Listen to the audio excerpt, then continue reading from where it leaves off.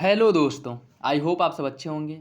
साथियों, हम लोग उत्तर प्रदेश आर ओ 2023 के लिए प्रैक्टिस सेट सॉल्व कर रहे थे और इस वीडियो में हम लोग समान अध्ययन पेपर फर्स्ट के महत्वपूर्ण प्रश्नों को सॉल्व करेंगे जो आपके एग्जाम के पॉइंट ऑफ व्यू से इंपॉर्टेंट है।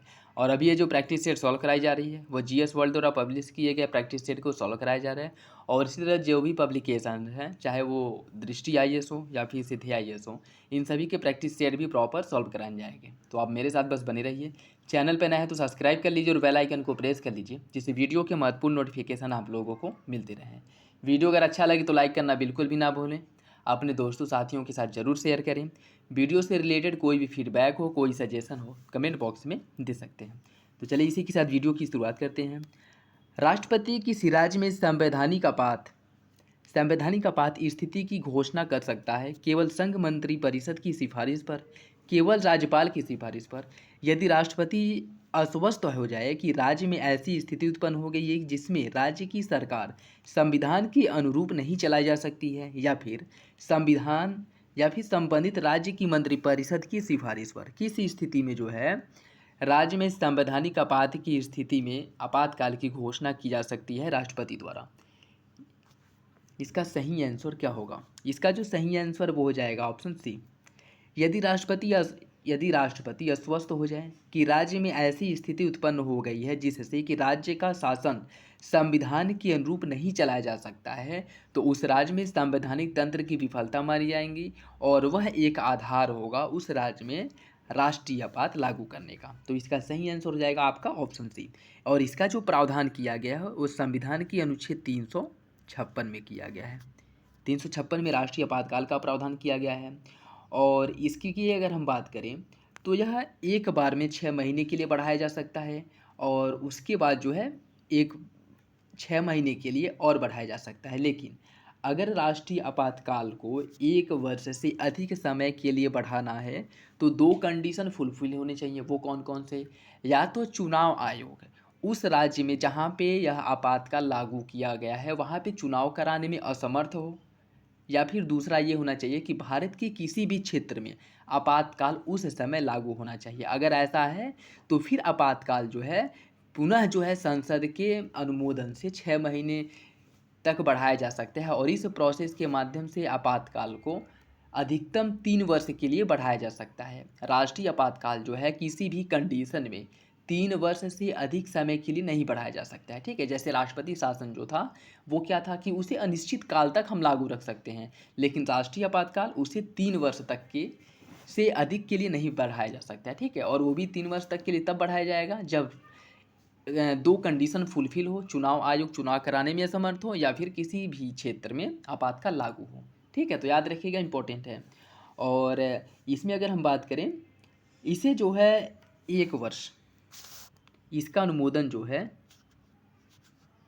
इसका अनुमोदन संसद से, इसका जो अनुमोदन है संसद 1 महीने के अंदर इसका अनुमोदन हो जाना चाहिए। ठीक है, 30 दिन के। तो याद रखिएगा, इंपॉर्टेंट है थोड़ा सा। तो इसका जो है 2 महीना है। ठीक है, राष्ट्रपति शासन के लिए 1 मंथ है, राष्ट्रीय आपातकाल और वित्तीय आपातकाल। ठीक है, वित्तीय आपातकाल, राष्ट्रपति शासन और जो आपका ये कहते हैं राष्ट्रीय आपातकाल है, इन तीनों का अलग अलग है। जिसमें से राष्ट्रपति शासन के लिए, ठीक है, जिसमें से जो राष्ट्रीय आपातकाल होता है उसके लिए अनुमोदन क्या होता है, जो अनुच्छेद 352 के तहत राष्ट्रपति शासन लागू किया जाता है उसके लिए अनुमोदन 1 महीने के भीतर होना चाहिए। और जो आपका ये राष्ट्रपति शासन है इसके लिए अनुमोदन 2 महीने के भीतर होना चाहिए। और वित्तीय आपातकाल जो होता है उसके लिए भी संसद से अनुमोदन 2 महीने के भीतर होना चाहिए। ठीक है, तो ये भी याद रखिएगा, इंपॉर्टेंट है। नेक्स्ट देखिए, राष्ट्रपति के द्वारा निम्नलिखित में से किन परिस्थितियों में वित्तीय आपातकाल की घोषणा की जा सकती है? यदि भारत की वित्तीय स्थिरता या जमा धन को खतरा हो, नियंत्रक एवं महालेखा परीक्षक की अनुशंसा पर, यदि अधिकतम राज्य विधायिकाओं ने ऐसी सिफारिश की हो, या फिर युद्ध काल में होने वाले असाधारण खर्चों से निपटने के लिए किस कंडीशन में राष्ट्रपति द्वारा वित्तीय आपातकाल की घोषणा की जाती है? इसका सही आंसर हो जाएगा ऑप्शन ए। यदि भारत की वित्तीय स्थिरता या जमा धन को खतरा हो तो इस स्थिति में वित्तीय आपातकाल की घोषणा की जाती है और इसका प्रावधान संविधान के अनुच्छेद 360 में किया गया है। इसके अंतर्गत राज्य या केंद्र के किसी भी अधिकारी पदाधिकारी के वेतन में कटौती की जा सकती है। तो याद रखिएगा, इंपॉर्टेंट है।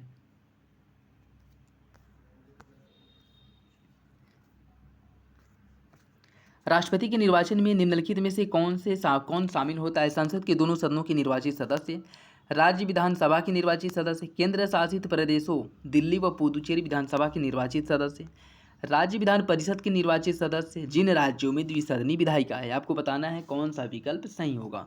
ए बी, 1 और 2, 1 और 3, 1 2 3 या फिर 1 2 3 4। इसका सही आंसर क्या है?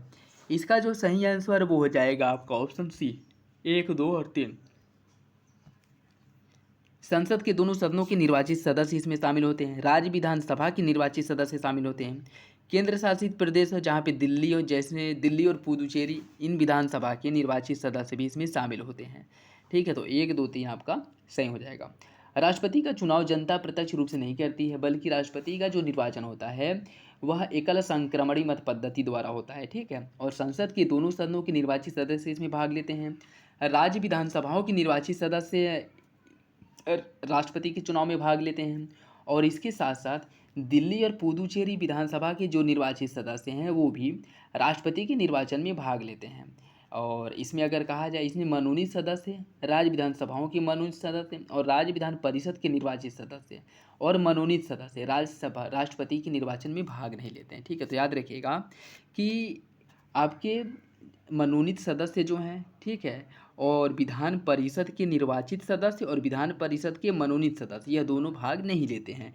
इसमें बस केंद्र के संसद के दोनों सदनों के निर्वाचित सदस्य और राज्य विधानसभा के निर्वाचित सदस्य और दिल्ली और पुदुचेरी के निर्वाचित सदस्य, यही बस राष्ट्रपति के निर्वाचन में भाग लेते हैं। तो सही आंसर हो जाएगा आपका ऑप्शन सी। निम्नलिखित में से कौन राष्ट्रपति के निर्वाचन में शामिल नहीं है? संसद के दोनों सदनों के मनोनीत सदस्य, राज्य विधानसभाओं के मनोनीत सदस्य, दिल्ली तथा पुदुचेरी विधानसभा के मनोनीत सदस्य, उपरोक्त में से सभी। इसका सही आंसर क्या हो जाएगा? इसका सही आंसर ऑप्शन डी। अभी ऊपर हम लोग जैसे कि देखे ही हैं कि इसमें मनोनीत सदस्यों की कोई भूमिका नहीं होती राष्ट्रपति के निर्वाचन में, तो यह जो है इसमें से कोई भी विकल्प सही नहीं है। राष्ट्रपति किस अनुच्छेद के अंतर्गत अध्यादेश जारी कर सकता है? अनुच्छेद 123 के तहत, अनुच्छेद 213 के तहत, अनुच्छेद 154 या अनुच्छेद 124? इसका सही आंसर क्या होगा? इसका जो सही आंसर साथियों वो हो जाएगा आपका ऑप्शन ए। राष्ट्रपति की जो अध्यादेश जारी करने की शक्ति है, इसका प्रावधान अनुच्छेद 123 के अंतर्गत किया गया है। ठीक है, और इस अध्यादेश का जो प्रभाव है वह संसद के द्वारा बनाए गए कानून की तरह, मतलब संसद जिस भी मामले में कानून बना सकती है, उन सभी मामलों में राष्ट्रपति को अध्यादेश जारी करने की शक्ति होती है। ठीक है, तो याद रखिएगा, और जो अध्यादेश जारी करने की शक्ति वह अनुच्छेद 123 के तहत उसके पास अध्यादेश जारी करने की शक्ति होती है। नेक्स्ट देखिए, और अगर हम बात करें, देखिए इसमें से और भी देख लीजिए, जैसे अनुच्छेद 213 जो है 123 के तहत राष्ट्रपति को अध्यादेश जारी करने की शक्ति दी गई है, और अनुच्छेद 213 के तहत राज्यपाल को अध्यादेश जारी करने की शक्ति का प्रावधान किया गया है। ठीक है, और अनुच्छेद 154 में कहा गया है कि राज्य की कार्यपालिका शक्ति राज्यपाल में निहित होगी। ठीक है, तो अनुच्छेद 154 में राज्य की कार्यपालिका शक्ति को राज्यपाल में निहित होने की बात करता है, और अनुच्छेद 124 इसके अंतर्गत जो सर्वोच्च न्यायालय है उसके गठन की बात करता है, उसकी स्थापना, उसके गठन का प्रावधान अनुच्छेद 124 में किया गया है। तो इसका सही आंसर हो जाएगा ऑप्शन ए। इसमें राष्ट्रपति के बारे में प्रावधान किया गया है अध्यादेश जारी करने, और इसमें जो है राज्यपाल, गवर्नर के बारे में जो है या उसके अध्यादेश जारी करने की शक्ति का प्रावधान किया गया। नेक्स्ट देखिए, भारत में अब तक कितनी बार वित्तीय आपातकाल लागू किया जा चुका है? केवल 1 बार, केवल 2 बार, केवल 3 बार, या फिर कभी भी नहीं? इसका सही आंसर क्या होगा? इसका जो सही आंसर हो जाएगा ऑप्शन डी। भारत में अभी तक वित्तीय आपातकाल की घोषणा 1 बार भी नहीं की गई है, तो सही आंसर हो जाएगा ऑप्शन डी। भारतीय संविधान के अंतर्गत राष्ट्रपति के निर्वाचन के संबंध में कौन सा विकल्प सही है? पुनर्निर्वाचन के योग्य है, पुनर्निर्वाचन के योग्य नहीं है, ऐसा कोई प्रावधान नहीं है, इनमें से कोई नहीं। इसका सही आंसर हो जाएगा ऑप्शन ए। भारत में ऐसी कोई बात नहीं कही, कहीं भी ऐसा कोई प्रावधान नहीं किया गया है कि अगर किसी व्यक्ति का राष्ट्रपति के रूप में 1 बार निर्वाचन होता है तो वह दूसरी बार राष्ट्रपति नहीं बन सकता, ऐसा कोई भी प्रावधान नहीं किया गया। तो याद रखिएगा, राष्ट्रपति पुनर्निर्वाचन के योग्य होता है। अनुच्छेद 57 में कहा गया कि भारत का राष्ट्रपति पुनर्निर्वाचन के योग्य होता है, और भारत का राष्ट्रपति पद पर फिर से चुने जाने के लिए कोई सीमा नहीं है कि वह कब तक चुना जाएगा और कितनी बार चुना जाएगा। ठीक है। जैसे अमेरिका में क्या है कि कोई व्यक्ति अधिकतम 2 बार अमेरिका का राष्ट्रपति बन सकता है, लेकिन भारत में राष्ट्रपति को लेकर के ऐसी कोई भी बात नहीं की गई है। एक ही व्यक्ति जितनी बार, अगर उसकी आयु सीमा पूरी नहीं हुई है तो जितनी बार चाहे वो राष्ट्रपति बन सकता है। ठीक है। नेक्स्ट देखिए, निम्नलिखित कथनों पर विचार कीजिए।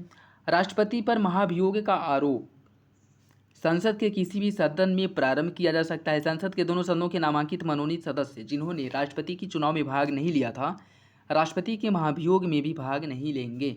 आपको बताना है इसका सही आंसर क्या होगा। केवल एक है, केवल दो, एक और दो, दोनों, या इनमें से कोई नहीं। इसका जो सही आंसर है वो हो जाएगा ऑप्शन ए। पहला सही है, दूसरा गलत। राष्ट्रपति के ऊपर जो महाभियोग है वह संसद के किसी भी सदन में प्रारंभ किया जा सकता है, चाहे वो लोकसभा हो चाहे राज्यसभा। और इसमें क्या कह रहा है कि संसद के दोनों सदनों के नामांकित और मनोनीत सदस्य जो राष्ट्रपति के चुनाव में भाग नहीं लिए थे वह राष्ट्रपति के महाभियोग में भाग नहीं लेंगे। यह गलत है। राष्ट्रपति के चुनाव में नामांकित और मनोनीत सदस्य भाग नहीं लेते हैं, लेकिन राष्ट्रपति के ऊपर जब महाभियोग चलता है तब यह दोनों भाग लेते हैं। ठीक है, तो याद रखिएगा, इंपॉर्टेंट है। और राष्ट्रपति के ऊपर महाभियोग का प्रावधान किस में किया गया है? अनुच्छेद 61 में राष्ट्रपति के ऊपर महाभियोग चलाए जाने का प्रावधान किया गया है। तो ये भी इंपॉर्टेंट है, याद रखिएगा।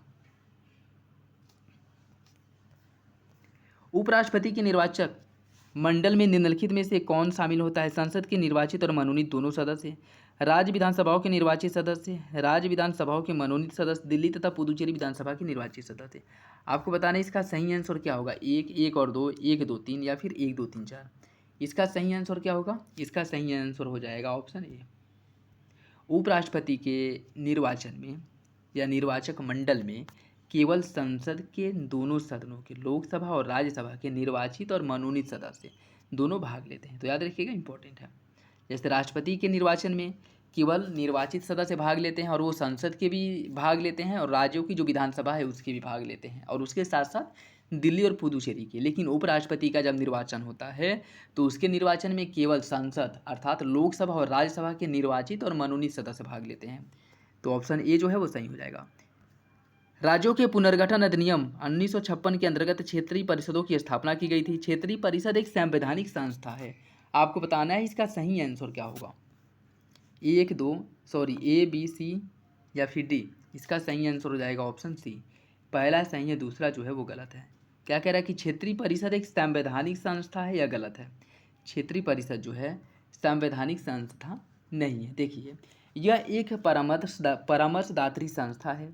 राज्य पुनर्गठन अधिनियम 1956 के अंतर्गत 5 क्षेत्रीय परिषदों की स्थापना की गई थी।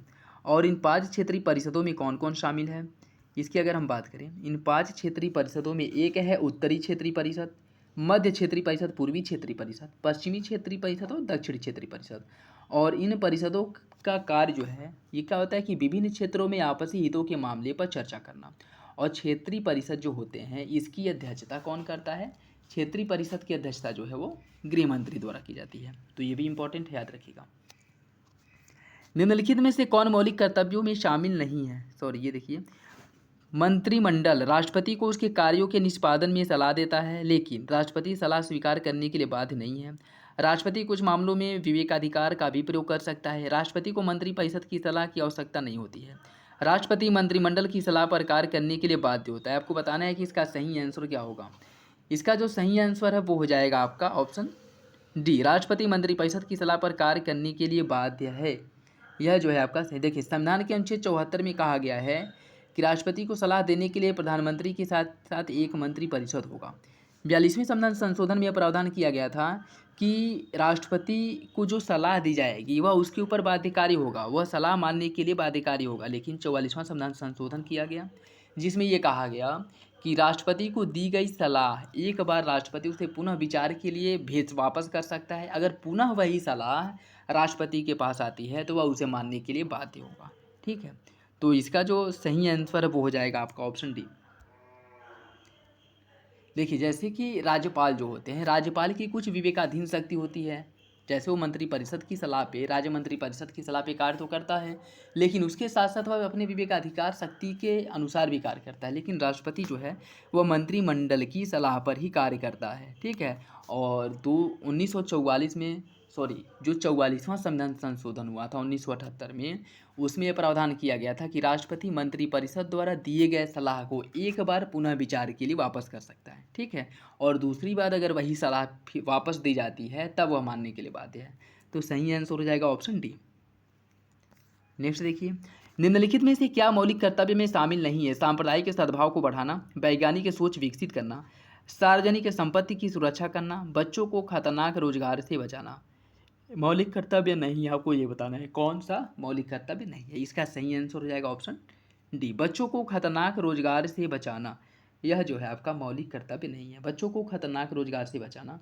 स्वर्ण सिंह समिति की सिफारिश पर 1976 42वें संविधान संशोधन द्वारा मौलिक कर्तव्यों को जोड़ा गया था, ठीक है। जिसमें कुछ मौलिक कर्तव्य, जैसे इसमें अगर हम बात करें,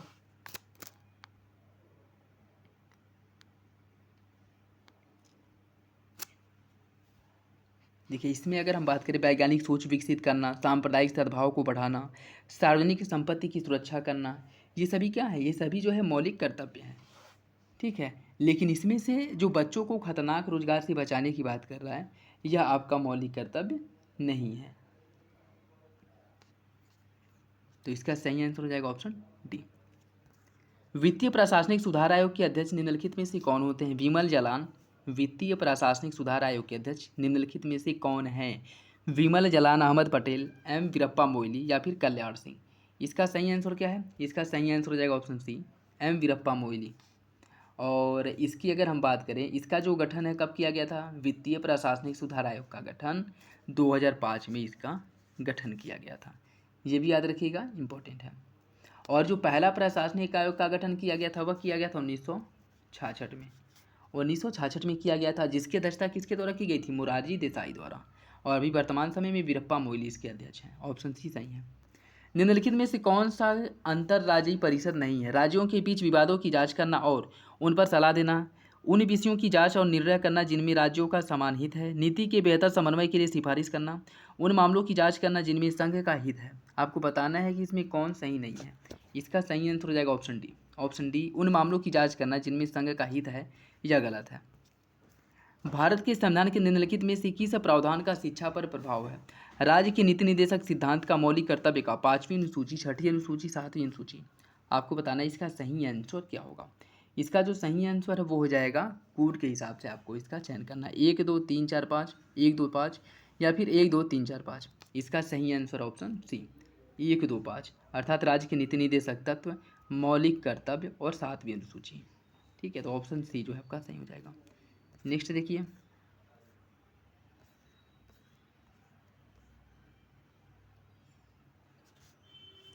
निम्नलिखित में से किसके अंतर्गत भारत के राष्ट्रपति के वेतन के बारे में प्रावधान किया गया? प्रथम अनुसूची, तृतीय अनुसूची, द्वितीय अनुसूची या फिर चतुर्थ अनुसूची।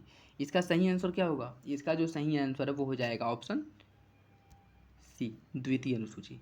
देखिए इसे यह इंपॉर्टेंट है, कई बार पूछ लिया है। द्वितीय अनुसूची, जैसे राष्ट्रपति वो अपना पद तभी ग्रहण करेगा जब उसे पैसा मिलेगा, ऐसे याद कर सकते हैं कि जब उसे पैसा मिलेगा तभी वह जो है अपना काम करेगा। तो दूसरा पहले नंबर पे, पहले जो है दूसरी अनुसूची आती है, तो दूसरी अनुसूची में राष्ट्रपति के वेतन की बात की गई है और तीसरी अनुसूची में इसके शपथ की बात की गई है, ठीक है।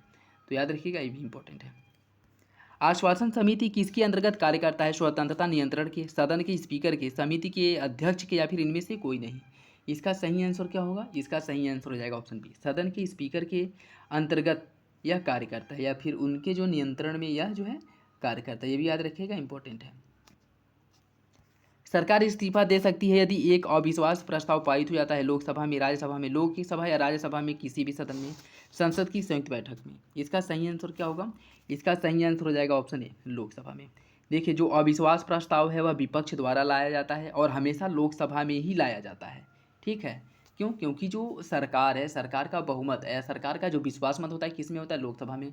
तो यह लाया जाता है कहाँ पे? लोकसभा में। और लोकसभा में अविश्वास प्रस्ताव लाने से पहले 50 सदस्यों का समर्थन आवश्यक होता है, ठीक है। ऐसा क्यों? क्योंकि मान लीजिए उसमें अविश्वास प्रस्ताव लाना है और 50 सदस्य भी आपके साथ ना हो, तो अविश्वास प्रस्ताव लाने का मतलब ही क्या है? ठीक है, कोई मतलब नहीं है।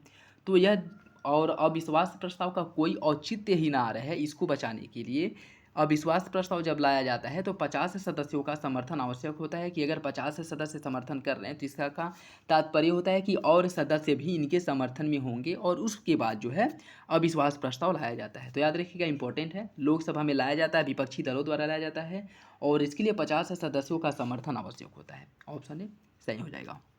संसदीय स्वरूप की सरकार में वास्तविक शक्ति निहित होती राष्ट्रपति में, प्रधानमंत्री में, कैबिनेट में या फिर संसद में। इसका सही आंसर क्या होगा? इसका जो सही आंसर है वो हो जाएगा ऑप्शन सी, कैबिनेट में। कैबिनेट में कैसे होता है? क्यों? क्योंकि 1974 में कहा गया कि मंत्रिपरिषद के गठन की बात की गई है और कैबिनेट मंत्रिपरिषद का हिस्सा है जो प्रमुख मंत्रियों से मिलकर बना होता है। ठीक है, और आपके जो सिफारिश भेजी जाती है राष्ट्रपति को, वह कहीं ना कहीं जो बनकर आती है वह मुख्य रूप से वह जो सिफारिश होती है वो कैबिनेट से ही निकलती है। तो सही आंसर हो जाएगा ऑप्शन सी। किसी विधेयक पर असहमति के मामले में गतिरोध को सुलझाने के लिए दोनों सदनों की जो संयुक्त बैठक है यह किसके द्वारा आहूत की जाती है? स्पीकर, प्रधानमंत्री, राष्ट्रपति या फिर गृह मंत्री।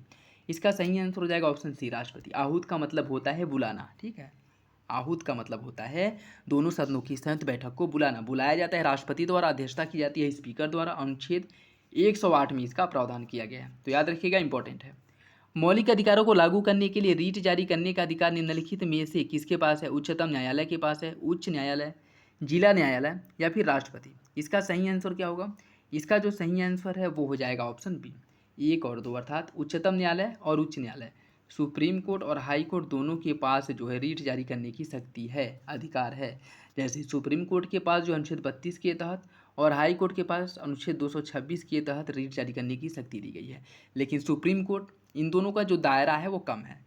और इस मामले में जो है देखा जाए तो सुप्रीम कोर्ट का जो दायरा है वह हाई कोर्ट के दायरे से कम है। सुप्रीम कोर्ट केवल मौलिक अधिकारों के उल्लंघन की स्थिति में रीट जारी कर सकता है, जबकि हाई कोर्ट जो है मौलिक अधिकारों के उल्लंघन के साथ साथ अन्य मामलों में भी रीट जारी कर सकता है। ठीक है, तो याद रखिएगा, इंपॉर्टेंट है। नेक्स्ट देखिए, इसमें सूची फर्स्ट को सूची सेकेंड से सुमिलित करना है।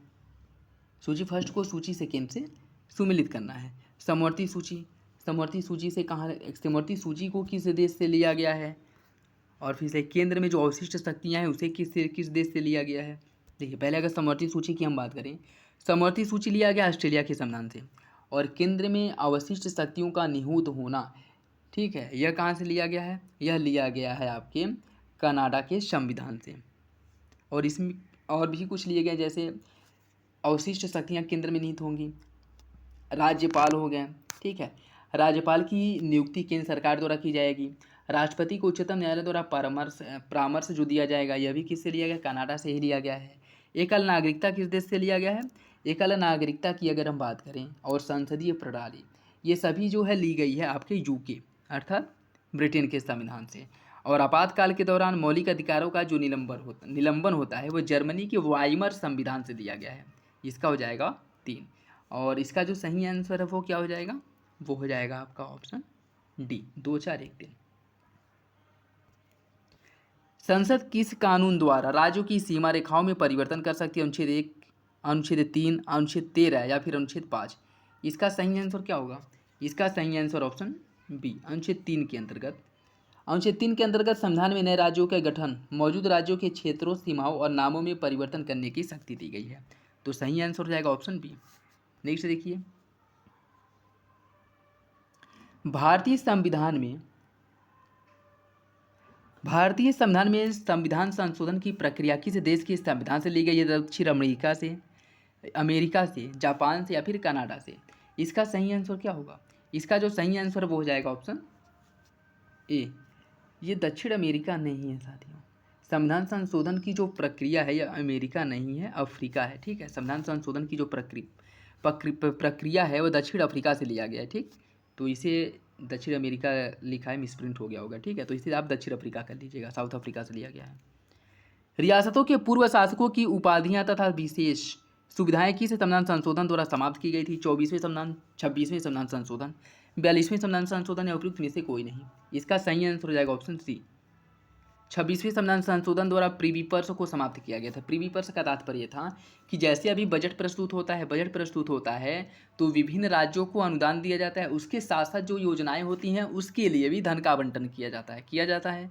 वैसे ही जब भारत आज़ाद हुआ और जब प्रिवी पर्स की समाप्ति नहीं की गई थी, उस समय जब बजट प्रस्तुत होता था तो जो भी रजवाड़े थे उनको भी पेंशन के रूप में बजट में धन का एलोकेशन किया जाता था कि इतना पैसा जो है इस रजवाड़े को जाएगा, इतना पैसा इस रजवाड़े को जाएगा, जिसे प्रिवी पर्स कहा जाता था। ठीक है, जिसे इंदिरा गांधी के समय में 1971 ईस्वी में 1971 ईस्वी में 26वां संविधान संशोधन किया गया, जिसके माध्यम से प्रिवी पर्स को समाप्त कर दिया गया और जो रजवाड़े होते थे, जो रजवाड़े थे, राजा महाराजा, उनको जो पेंशन के रूप में बजट के माध्यम से पैसा प्रस्तुत किया दिया जाता था, उसे बंद कर दिया गया था। तो सही आंसर हो जाएगा ऑप्शन बी, 26वें संविधान संशोधन द्वारा प्रिवी पर्स को समाप्त किया गया था।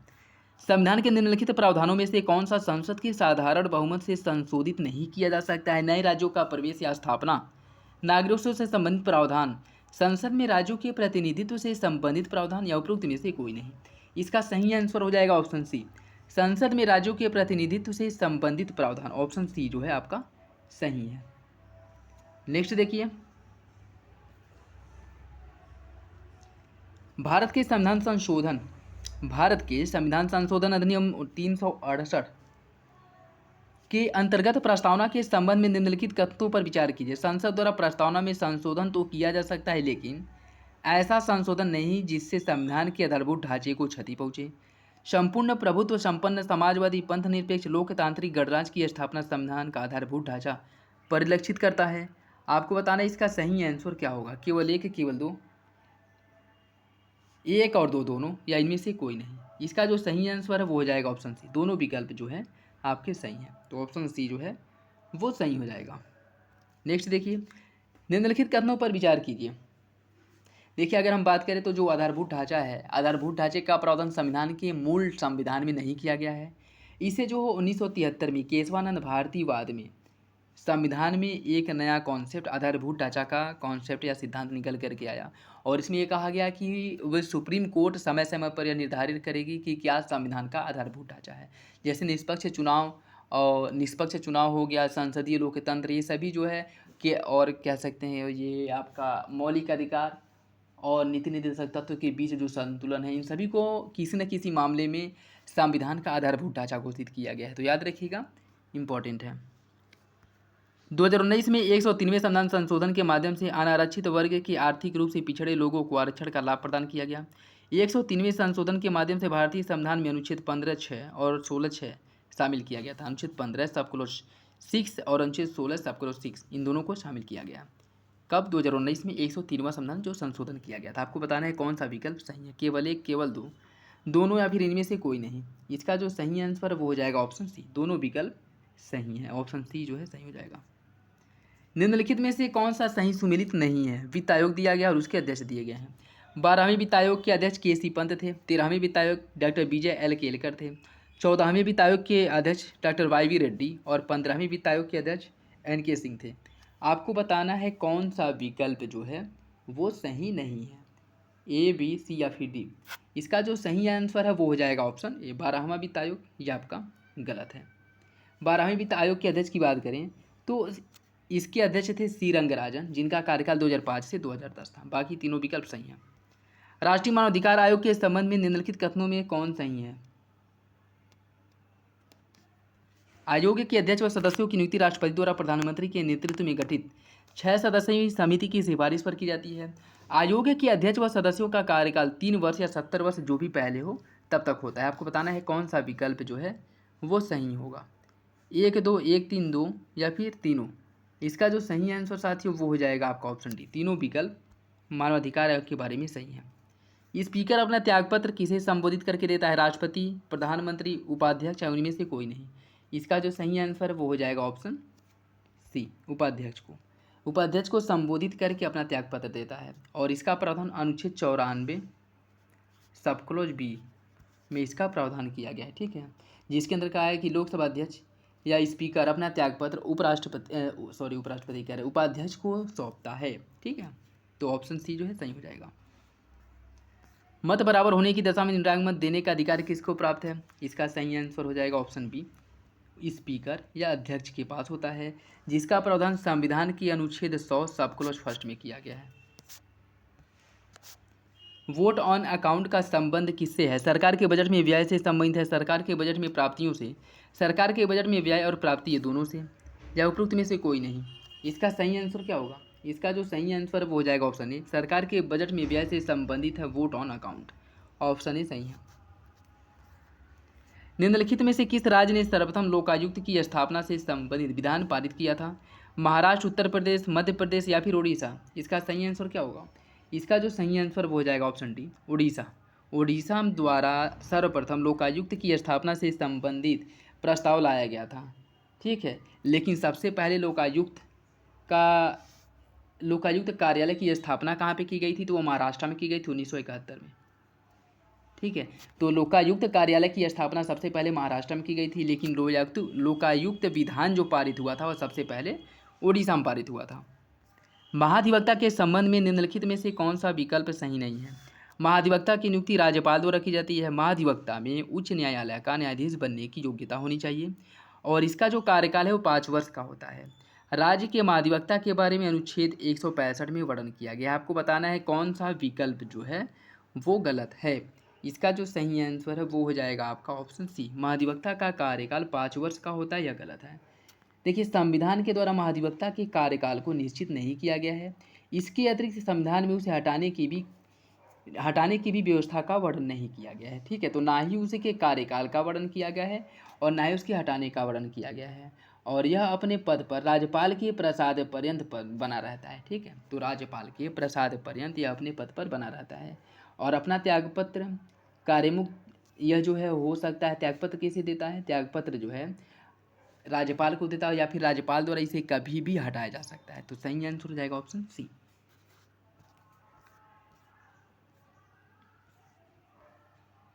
महात्मा गांधी राष्ट्रीय ग्रामीण रोजगार गारंटी अधिनियम से लाभान्वित होने के पात्र हैं। केवल अनुसूचित जाति एवं अनुसूचित जनजाति घरों वाले जो नागरिक हैं वो, या फिर गरीबी रेखा के नीचे आने वाले परिवारों के वयस्क सदस्य, सभी पिछड़े समुदाय वाले घरों के वयस्क सदस्य या किसी भी ग्रामीण घरों के वयस्क सदस्य। इसका सही आंसर हो जाएगा ऑप्शन डी, किसी भी ग्रामीण घरों के वयस्क सदस्य जो हैं इसके अंतर्गत शामिल होते हैं। यह मनरेगा की बात कर रहे हैं जो आपके 2005 में इसे पारित किया गया था और 2006 में मनरेगा शुरू हुआ था। ठीक है, मनरेगा अधिनियम जो है वह आपके 2005 में पारित हुआ था। सरकार ने नीति आयोग का गठन कब किया गया था? 1 जनवरी 2015। इसका सही आंसर जो है वो हो जाएगा आपका ऑप्शन ए। नीति आयोग का जो गठन 1 जनवरी 2015 को किया गया था योजना आयोग के स्थान पे। नीति आयोग के उपाध्यक्ष को कौन नियुक्त करता है? मुख्यमंत्री, राज्यपाल, प्रधानमंत्री, इनमें से कोई नहीं। इसका सही आंसर हो जाएगा ऑप्शन सी, प्रधानमंत्री द्वारा नीति आयोग के उपाध्यक्ष की नियुक्ति की जाती है। नीति आयोग के अंशकालिक सदस्यों की संख्या कितनी होती है? 2, 3, 4 या फिर 5? इसका जो सही आंसर वो हो जाएगा ऑप्शन ए, 2। नीति आयोग की संरचना में 1 पूर्णकालिक अध्यक्ष होते हैं, 5 पूर्णकालिक सदस्य और 2 अंशकालिक सदस्य होते हैं। तो याद रखिएगा, सही आंसर हो जाएगा ऑप्शन ए। दबाव समूह से क्या आशय है? दबाव समूह से क्या आशय है? राजनैतिक संगठन, आर्थिक संगठन, सार्वभौमिक चरित्र के संगठन या नैतिक संगठन?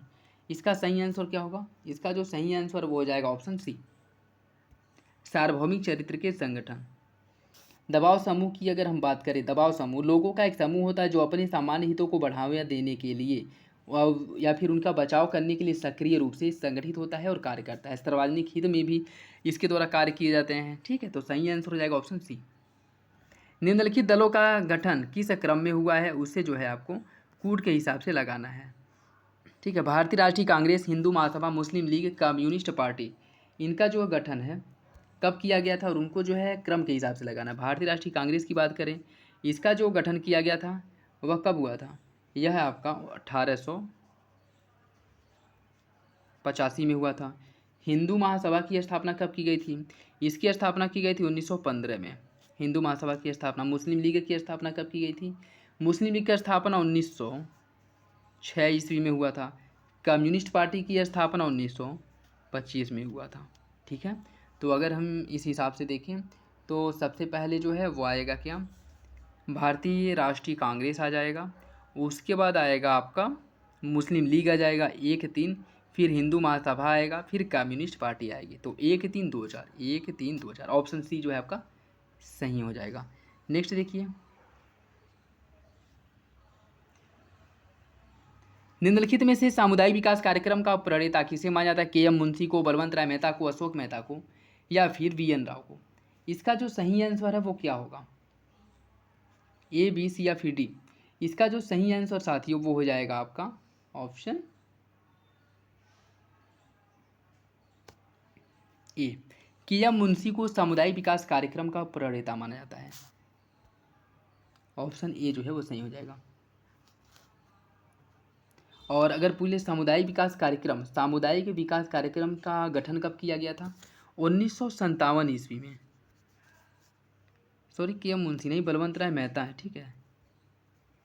ये विकल्प वो आंसर उसमें गलत दिया है, बलवंत राय मेहता है, ठीक। 1957 में जो है इसकी सामुदायिक विकास कार्यक्रम की स्थापना की गई थी। और यह लोकतांत्रिक विकेंद्रीकरण अर्थात आप ये कह सकते हैं कि जो ग्राम पंचायतों का गठन है पंचायती राज व्यवस्था का, उससे रिलेटेड है, ठीक है। और यह जो है ऑप्शन बी आपका सही हो जाएगा। 1957 में इसका गठन किया गया था। 73वें संविधान संशोधन में पंचायतों के लिए एक वित्त आयोग की स्थापना की बात कही गई है। और यह आयोग किसके द्वारा नियुक्त किया जाता है? राष्ट्रपति द्वारा, राज्यपाल द्वारा, वित्त मंत्री द्वारा या फिर नियंत्रण एवं महालेखा परीक्षक द्वारा? इसका सही आंसर क्या होगा? इसका जो सही आंसर वो हो जाएगा ऑप्शन बी, राज्यपाल द्वारा। 73वें संविधान संशोधन द्वारा अनुच्छेद 243 आई के अंतर्गत किसी राज्य के राज्यपाल द्वारा प्रत्येक 5 वर्ष के अंतराल पर वित्त आयोग का गठन किया जाता है, ठीक है। जबकि केंद्रीय वित्त आयोग का प्रावधान जो किया गया है वह अनुच्छेद 280 में किया गया है।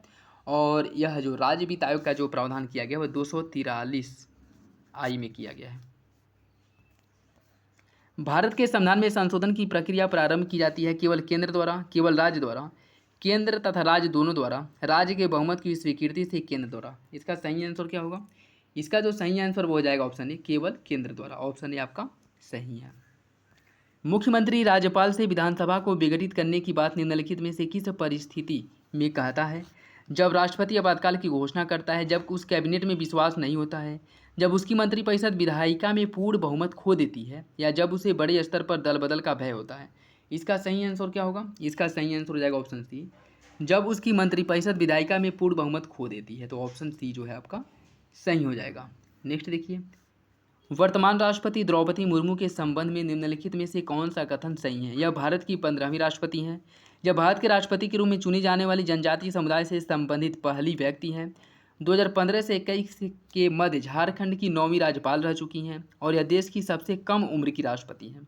आपको बताना है इसका सही आंसर क्या होगा कि 1 और 2, 3 और 4, 1 2 4 या फिर 1 2 3 4? इसका जो सही आंसर वो क्या होगा?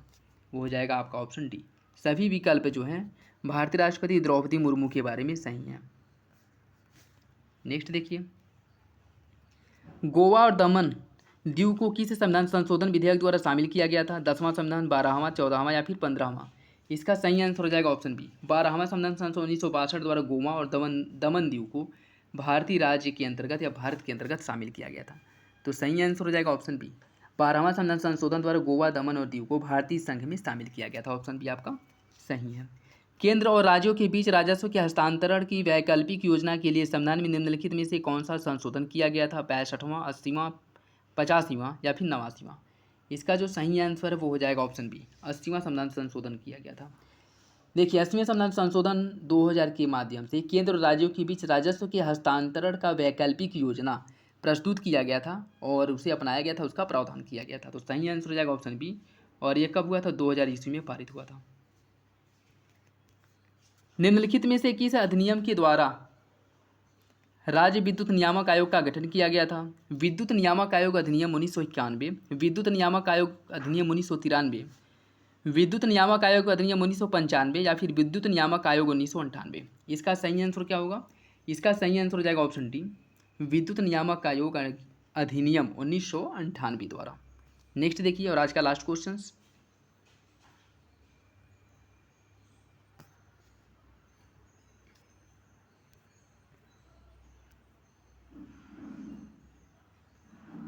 इसमें देखिए सूची फर्स्ट को सूची सेकेंड से सुमिलित करना है आपको। सूची फर्स्ट को सूची सेकेंड से सुमिलित करना है। दादर और नागर हवेली और दमन दीव की बात करें, इसके प्रशासक लेफ्टिनेंट गवर्नर वर्तमान, ये बदलते रहते हैं तो इसको ना देखें तो ही सही है, ठीक है।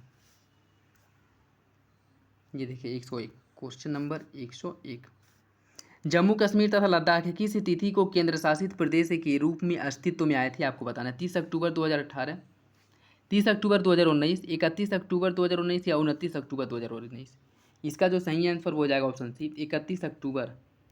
जिस दिन सरदार वल्लभ भाई पटेल का जन्मदिन होता है उसी दिन जो है यह अस्तित्व में आया था, 31 अक्टूबर 2019 की। तो 19 को तो याद रखिएगा, इंपॉर्टेंट है।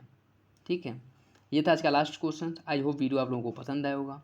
वीडियो अगर अच्छा लगे तो लाइक करना बिल्कुल भी ना भूलें। चैनल पे नए हैं तो सब्सक्राइब कर ले, बेल आइकन को प्रेस कर ले, जिससे वीडियो के महत्वपूर्ण नोटिफिकेशन आप लोगों को मिलते रहें। तो चलिए इसी के साथ वीडियो को यहीं पे समाप्त करते हैं। और कोई भी वीडियो से रिलेटेड फीडबैक हो, कोई सजेशन हो, कमेंट बॉक्स में दे सकते हैं। चलिए मिलते हैं अगले वीडियो में, तब तक के लिए धन्यवाद। जय हिंद।